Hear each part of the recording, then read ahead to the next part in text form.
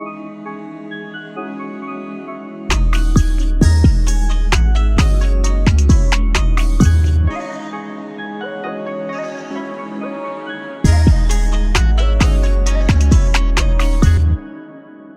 so I'm just gonna be honest from the jump. Okay, I have seen nothing but negative reaction to this chapter. I thought the chapter was fine, good even. I do not think this chapter was bad. So I'm not confused because I've talked to so many people since the chapter's come out, and I understand why people don't like the chapter, and I'll reveal to you guys why people don't like the chapter, and you guys can agree or disagree. More than likely, if you like the chapter, you're going to disagree. If you don't like the chapter, you're going to agree. So we're going to talk about all that. However, I want to break everything down. We're going to try to break everything down that happened in this chapter, or as best we can. It's an important chapter, but I understand some of the reaction to what happened. We're not gonna waste no more time. Let's get to the cover story. It seems like someone burned the book. Yanji and Niji, they're still in there. I'm thinking it's Pudding. Like from the beginning, I said Pudding could probably be the one to save them, and burning the book, that's the easiest way to get away with it. So I think it's Pudding. We'll see who it is. I do think this cover story, it will be really underwhelming if after all this, the person that actually shows up, the people that show up are Ichiji and Reiju, but I do think it's them. It has to be them. If it's Blackbeard and the Blackbeard Pirates, so many serious ramifications. Would Oda put that here? It's a drama cover story. You put in Blackbeard Pirates, they gotta fight. I don't think so. I personally don't think it is. It would be dope if it was them or Crocodile. Some people said it's Johnny Yasaku. I don't know. I think it's definitely Reiju and Ichiji. That's the first thought. And I think typically in One Piece, the most logical thing is what it is. So, you know, Kaido's given a typical villain thing. I have to hand it to you. You've come this far, but it's not going to change anything. Then we go into Kaido flashback. Because, just gonna be honest, the flashback didn't do anything for me. It was shallow, it was messy, it didn't do anything to fill in those puzzle pieces that I needed for Kaido. I do think it was necessary because there are things that I started to believe that this chapter pulled me back and said, hey, slow down, like it's Kaido's name. I was, somewhat theorizing that Rocks gave him his name because he's giving King that name, right? That's not true. They were calling Kaido back then. When you dig into Kaido's backstory, or based on what we got so far, Kaido seems a bit shallow. Just gonna be honest, but I know for a fact there are things that Oda hasn't revealed yet because there are things that Kaido has mentioned in the past that didn't get mentioned in his flashback or resolved in the flashback or even in real time, and we'll talk about it. But still, with this flashback, not parallel to Big Mom's, but very similar. Young kids, really strong, to the point that people that are around them, they cannot handle them. So they try to get rid of them. And the way they try to get rid of them is to give them to the world government. Now, it's a bit different in context because with Big Mom, Mother Carmel was actually going to sell her without her knowing. In this instance, they're telling Kaido, we can't trust you anymore, okay? You're too difficult to deal with.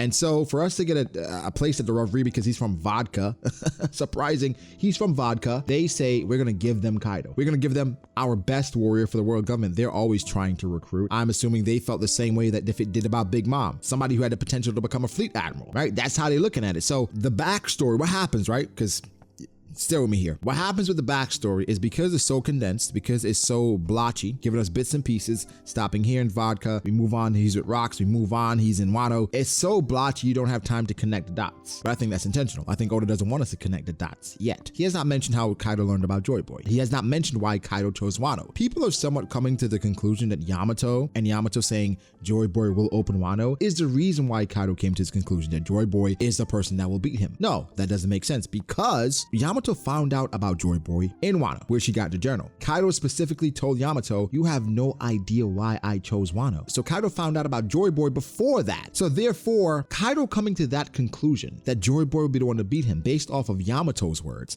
Mind you, he does not respect Yamato for the most part. So respecting Yamato's words about this journal and Joy Boy, I don't think that's something Kaido would do. Kaido was already choosing Wano for a reason. Yamato found this journal. Things could be revealed, whereas that could be why Kaido drew his conclusion. So far, I don't think that is at all. Kaido's backstory, again, is similar to Big Mom's. He's really strong and people really either want his services or want to get rid of him, right? And the people that he knew, Vodka, they wanted to get rid of him. So a few things I had questions about. Okay, so we find out Kaido, he's 10 years old now. He's a strong kid. He's in Vodka. Where is he from though, right? Is he from Vodka? Was he dropped there? Is he an orphan as well? We need some more information with that. Then how did he transition? We find out he gets caught on purpose with the Navy ships, which let's add some context because 795. he was captured. Da, da, da, da. You tell me Kaido was captured all those times because he just was hungry, which changes the context of that moment. It does make it less epic because now we know the backstory behind it. Still epic as hell, just a little less so. Actually, it's not less epic at all. We just have more context. I wish it was different, you know, perception versus reality. But he was getting captured just so he could eat. The most important thing in the backstory I want to touch on is Rocks and how Oda has been teetering around Rocks Zebek, not even wanting to give us a face. We can't put a name to the face. We got silhouettes. We got all these different things, but Oda is holding Kaido back, in my opinion, because he doesn't want to show Rocks. The flashback, as messy as it is necessary. I don't think it was great, but I think it was intentional because Oda doesn't want to reveal the entire thing as yet. I think what's happening here is throwing puzzle pieces at us and saying, here you go. Try to figure it out. We can't. We don't have all the information still. And Kaido, based on what we know in the flashback, nothing has really changed for me. I'm not more sympathetic. I don't agree with your methods. I don't even understand why you're doing what you're doing. I mean, with some context, it seems like the old hag was recruiting him to Wano, etc. And then they talk about an incident. The incident, I assume, is God Valley. But what if it's something else? The embodiment of brutality. What did Kaido do to these people where they felt like that's what they got to call them? If somebody calls you the embodiment of brutality, you did some shit. You do see how the old hag influenced Kaido's decisions, talking about the nature of humans and how it connects with Kaido and how humans are about the survival of the fittest, which they truly are. But if this is truly the reason why Kaido chose Wano, because the old hag came to him with a proposition, and that is the only reason, it feels really shallow, because he was telling Yamato, you have no idea, you're ignorant. There has to be more to this. In my opinion, I don't think this chapter was bad. It was fine because I think there's more left, and we haven't even gotten to Luffy versus Kaido yet. I like how they're foreshadowing the future, talking about from this point forward, everything will revolve around the former members of the Rocks crew, which tells you just how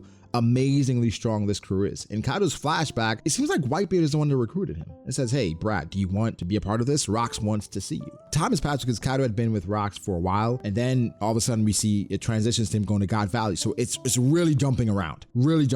So then people are talking about, hey, we saw a glimpse of Rocks. He had the straw hat. Roger beat him, took a straw. No, that's Big Mom in her hat. That's not Rocks. Oda would not reveal Rocks in that way and say Rocks is this big baddie that we think he is. Why would he go and call Kaido in the way that he did, right? He's not friends with Kaido. He's Kaido's superior. So definitely Big Mom, in my opinion. I'll tell you guys what I think Kaido is trying to accomplish a bit towards the end, but I gotta tell you guys that at this point, because he is nuanced, but I think he's also straightforward based on things that's molded him. I think it's pretty clear what it is. He's subscribed to the channel, right? He's clicked that red button, right?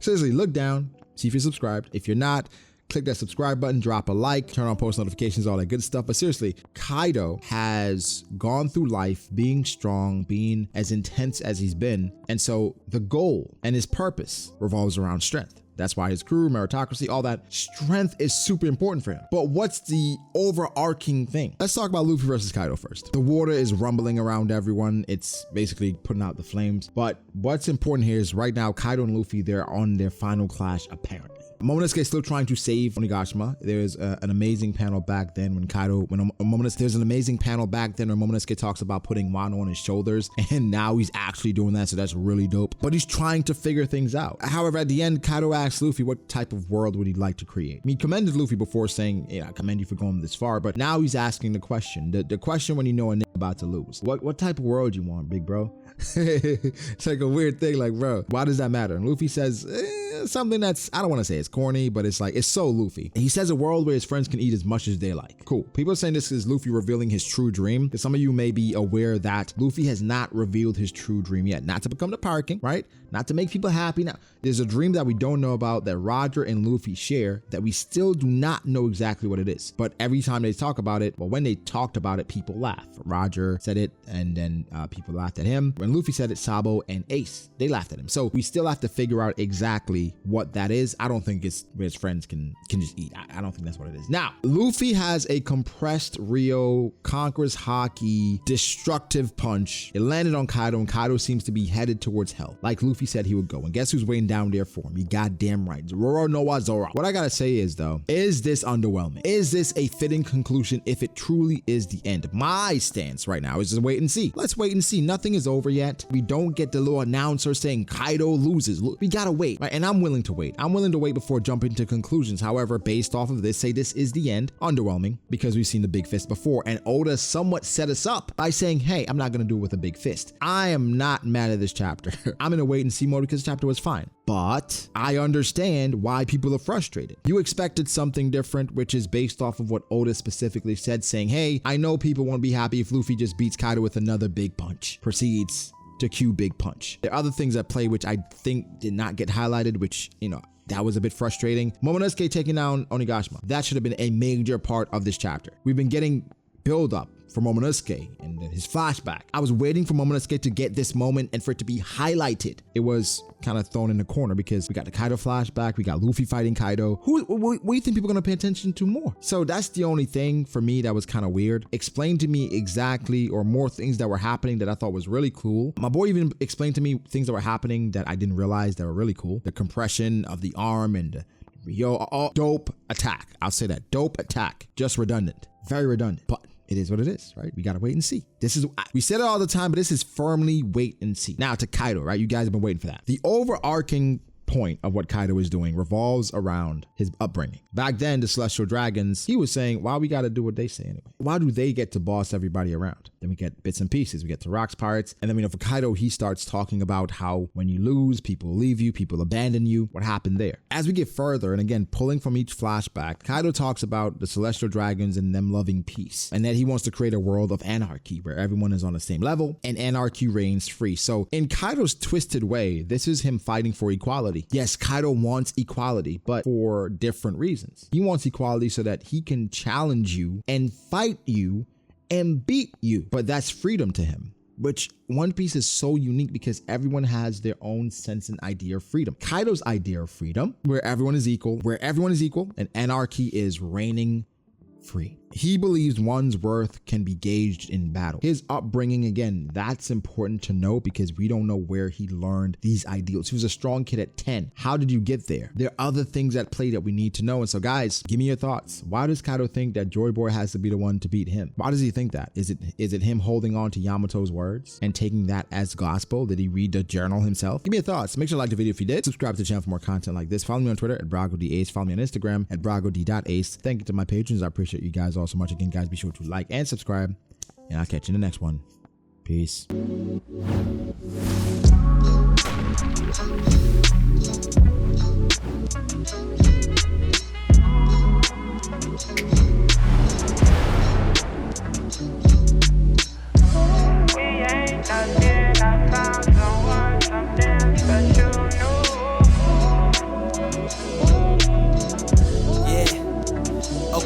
I start doubting me, I felt lost. I rewrite